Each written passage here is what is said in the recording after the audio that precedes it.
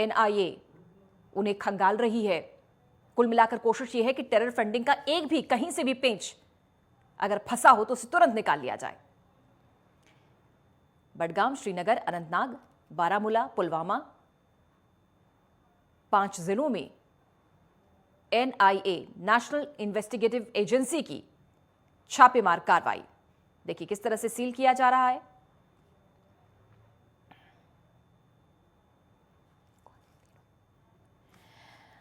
Retired major doctor Mohammad Ali Shah defence expert हमारे साथ जुड़े हुए हैं, साथ ही पीयूष पंत जी वरिष्ठ पत्रकार और सोहेल काजमी साहब वरिष्ठ पत्रकार हमारे साथ जुड़े हुए हैं। सबसे पहले आपसे समझते हुए retired major doctor Mohammad Ali Shah ji, ये कितना जरूरी है बतौर डिफेंस एक्सपर्ट, हम आपसे समझना चाहेंगे कि जम्मू कश्मीर जो कि अमन चैन की राह पर लगातार आगे बढ़ता नजर आता है, लेकिन सरकार ये जानते हैं कि कहीं ना कहीं से आतंक की जड़ को मजबूत करने के लिए उसे फंडिंग भी की जा रही है। यही वजह है कि नेशनल इन्वेस्टिगेटिव एजेंसी लगातार एक्शन मोड में है। ये एक्शन कितना जरूरी है सर?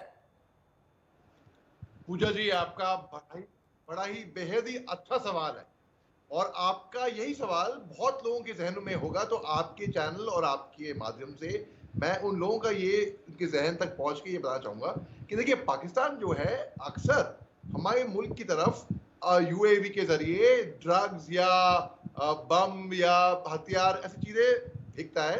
उनके जो एजेंट जहां पे हैं इस पार, उनको कलेक्ट करने के लिए अक्सर टेरर फंडिंग होती है, बिटकॉइन के जरिए और भी चीजों के जरिए ये टेरर फंडिंग भी यहाँ से होती है।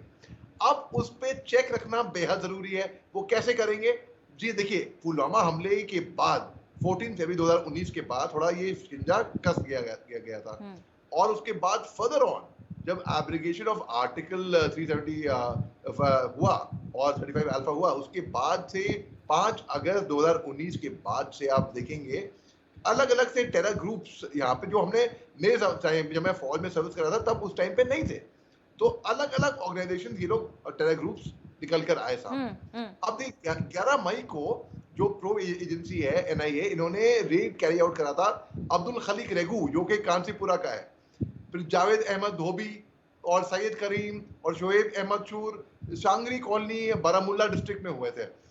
और उसके ये रेड बहुत जरूरी है और कुछ ऐसे नए नए आउटफिट सामने निकल कर आए हैं, जैसे कि द जम्मू एंड ये कौन सा, the resistance front TRF, united liberation front of Jammu and Kashmir ULJNK, Mujahideen Gazwa ul Hind, Jammu and Kashmir freedom fighters JKFF, Kashmir tigers, PAF और कई सारे निकल कर आ रहे हैं। बीते दिनों तो कई सदस्यों को इनके गिरफ्तार किया गया था। जी देखिए, तो इसमें जब छापा मारा जा रहा है और सरप्राइज चेक्स भी हो रही हैं और कई सारे लैपटॉप भी हो रहे हैं। हमारे देखिए, रजौरी में हादसा हुआ था अभी हाल ही में, 2 हादसे हुए रजौरी पुंछ में है।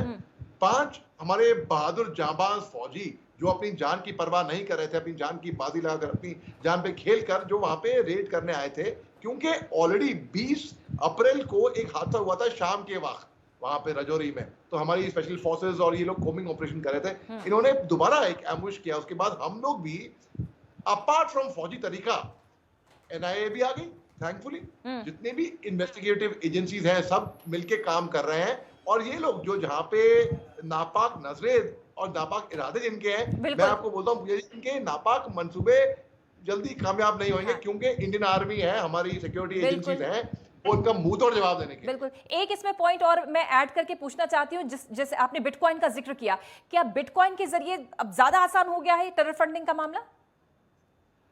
जी हाँ, थोड़ा आसान तो हुआ ही है और देखिए, बिटकॉइन के फायदे भी हैं और जहां पे फायदे हैं वहां पे दूसरी तरफ नुकसान भी कुछ हैं। तो जी हाँ, टेरर फंडिंग का मामला luxury properties, James, expensive jewellery, कई सारी चीजों की तरह ये ड्रग्स, इस तरीके से टेरर फंडिंग, बहुत हथियार, बहुत इस तरीके से टेरर फंडिंग होती है। और आपका सवाल का जवाब ये है, जी हाँ, बिटकॉइन के जरिए थोड़ा आसान भी हो गया है। ठीक। मोहम्मद अली शाह जी, चूंकि हम एडवांस्ड एरा में हैं, टेक्नोलॉजी हाई हो चुकी है, तो जिस बात का जिक्र पीयूष पंत जी ने कहा कि भाई अब तो ड्रोन के जरिए भी आतंक फैलाया जा रहा है, बिटकॉइन के जरिए टेरर फंडिंग को बढ़ावा दिया जा रहा है, तो टेक्नोलॉजिकल जितना हम हाई हो रहे हैं, हमारी जो इनसिक्योरिटी है या फिर हमें सिक्योरिटी और ज्यादा बढ़ाने की भी जरूरत है हाई टेक्नोलॉजी के साथ?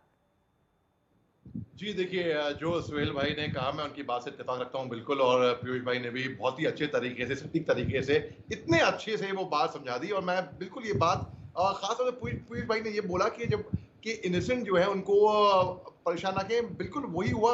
आप देखिए जब मैं जम्मू कश्मीर में था, या बल्कि जब मैं नॉर्थ ईस्ट में था, मणिपुर में के हालात भी आप देख रहे हैं, मैं मणिपुर नागालैंड में था, तब हमारा एक arm forces special power act है, वहां पे लागू है। यानी कि आप बिना वारंट के किसी के भी घर में घुस के या किसी की गाड़ी रोक सकते हैं, तो उसका नाजायज फायदा ना उठाया जाए, है ना। तो मैंने ये इंश्योर किया, अगर अफ्पा arm force special power act, जो कि बहुत ही कंट्रोवर्शियल चीज भी थी, बहुत लोग इसके बारे में प्रोटेस्ट करते हैं, अफ्सा को हटाया जाए, ये किया वो किया जाए, बिल्कुल। तो मैंने क्या, एक तरीका होता है सर्च करने का।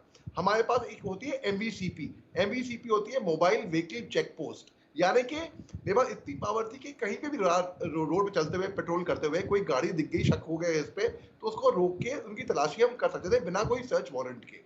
किसी को आप अरेस्ट कर सकते हैं बिना अरेस्ट वारंट के, लेकिन उसका नाजायज फायदा ना उठाया है।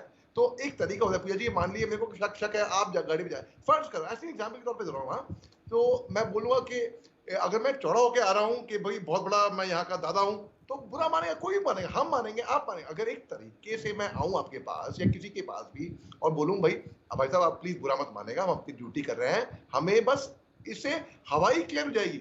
अगर आपके पास कुछ गलत काम नहीं है तो आपको कोई डरने की कोई जरूरत भी नहीं है, आप तलाशी करवा दो अपनी। ये होता है, अक्सर नहीं होता, हमारे साथ एयरपोर्ट पे भी होता है, या कहीं पे भी हम मेट्रो स्टेशन पे जाएं होता है, तो हम तो शौक से अपना हम हवा, it will only clear the air, हवा क्लियर हो जाएगी कि भाई हाँ सही है। तो जो तरीका हमने अपनाया है बिल्कुल सही अपनाया है कि हमें सर्च करना है, रेड करने हैं, छापे मारने हैं, और जो भी नापाक इरादे हैं, जिनके भी जो भी नापाक नजरों से देख रहे हैं, उनके मंसूबों को किसी भी हालत में कामयाब नहीं होने देना है। क्योंकि क्या होता है कि टेरर फंडिंग से, जैसे कि यूएवी टेक्नोलॉजी के जरिए, जैसे कि यूएवी के जरिए ये लोग भेजते हैं हथियार, गोला बारूद, ड्रग्स, तो कई तरह तरह की चीजें ये यूएवी के जरिए भेजते हैं। खास तौर से पंजाब बॉर्डर पे मिले सारे यूएवी, बीएसएफ ने पकड़े हैं, जम्मू कश्मीर में मिले। अब क्योंकि टेक्नोलॉजी जो इतनी एडवांस हो गई है, आपको मालूम नहीं है इतनी क्या क्या ये इनके इरादे होंगे, तो उनको तरीका क्या है, तरीका यही है कि आप बिल्कुल उनको बिल्कुल रेड करें, 100% ठीक सर्च करें। लेकिन शाह साहब, चूंकि आप तो ग्राउंड लेवल फाइटर्स में से रहे हैं, लोगों का सपोर्ट कितना जरूरी है? और जैसा कि पंत साहब कह रहे हैं कि सियासत की रफ्तार पर अगर ब्रेक लग जाए ना, तो तस्वीर अलग ही होगी। अब तक आवाज पहुंची? आपसे सवाल है शाह साहब। आवाज कट रही थी। मैंने ये कहा चूंकि आप तो ग्राउंड लेवल फाइटर हैं, लोगों का अगर साथ मिल जाए इस आतंकी लड़ाई में, और अगर सियासत की रफ्तार पर ब्रेक लग जाए, तो क्या ऐसा नहीं होगा तस्वीर बहुत खूबसूरत और बदल सकती है बहुत जल्द?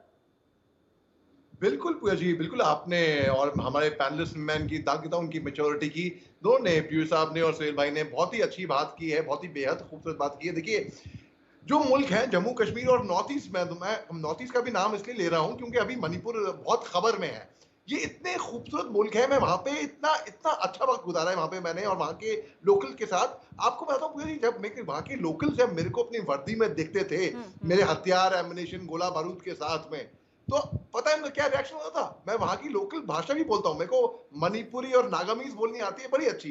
तो जब मैं इंसर्जेंसी प्रोन इलाकों में था, तो वहां के गांव वाले मेरे को बोलते थे, आप जैसे ऑफिसर फौजी आदमी को देख के दिल खुश होता है, ऐसा लगता नहीं हमको, हमें लगता है कि फौज यहाँ पे हमारी हिफाजत करने के लिए जो कि है। पहले हमको लगता था कि नहीं, हम डरते थे फौज से, अब हमें एक कॉन्फिडेंस आ गया है। अभी हमें, तो आपने बिल्कुल ये सही कहा, लोकल का सपोर्ट, लोकल लोगों का सपोर्ट, सियासत हटा दे वहां से, और जो फौज को अपनी कार्रवाई जिस तरीके से करते हैं वो करने दे, तो बहुत ही बेहद स्वर्ग है वाकई में। तभी कहते हैं वो स्वर्ग है, चाहे मणिपुर हो, चाहे जम्मू कश्मीर हो, चाहे नागालैंड हो, वो पूरे इलाके जो हैं वहां पे अगर ये मार कटाई, मार पीट बहुत खराब चीज है। देखिए मैं ना केवल 30 मीटर के फासले पे था जब मैं जम्मू, दो साल, सन 2003 से 2005, 30 मीटर, मतलब आप यूं पत्थर भी मारेंगे, यहाँ पे हमारा झंडा लहरा रहा था बड़े फख्र से, और यहाँ पे पाकिस्तान का झंडा था, और बीच में लाइन ऑफ कंट्रोल की फेंसिंग थी 30 मीटर, समझ सकती हैं। अब रात को मैं आपको बताऊं, एक बड़ा मज़ाहिया किस्सा मैं आपको 30 सेकंड में बताऊंगा। ये बात, रात को मेरे को रेडियो पे इंटरसेप्ट मिला, जो पाकिस्तानी मेजर साहब अपने जूनियर कमीशन ऑफिसर को सेट पे कह रहे थे, साहब इंडियन आर्मी हमारे बारे में बहुत अच्छा सोचती है, ऐसा भ्रम है उनको, सोचते दो साहब, जिस दिन उनको मालूम पड़ जाएगा हमारी हकीकत, उसी दिन हमारे पे ये बैट एक्शन कर देंगे। अब बैट एक्शन क्या होता है? बॉर्डर एक्शन टीम, जो टीम सर्जिकल स्ट्राइक करने जाती है सरहद के उस पार, वो बैट एक्शन को कहते हैं। बिल्कुल। तो मतलब एक तरीके से हमारी फौज के बारे में उनको अच्छे से मालूम है कि हमारी फौज छक्के छुड़ा देगी हर एक किसी का, जो भी हमसे टकराएगा वो चूर चूर हो जाएगा 100%। अब देखिए पाकिस्तान की फौज की सिक्योरिटी यहाँ पे दिखती है। इसी इंटरसेप्ट को मैंने रिपोर्ट भी किया आगे, और कई आगे तक मेरे कमांडिंग ऑफिसर तक और आगे तक इसकी रिपोर्ट भी गई थी। हमने पूरे इंटरसेप्ट के बारे में बताया।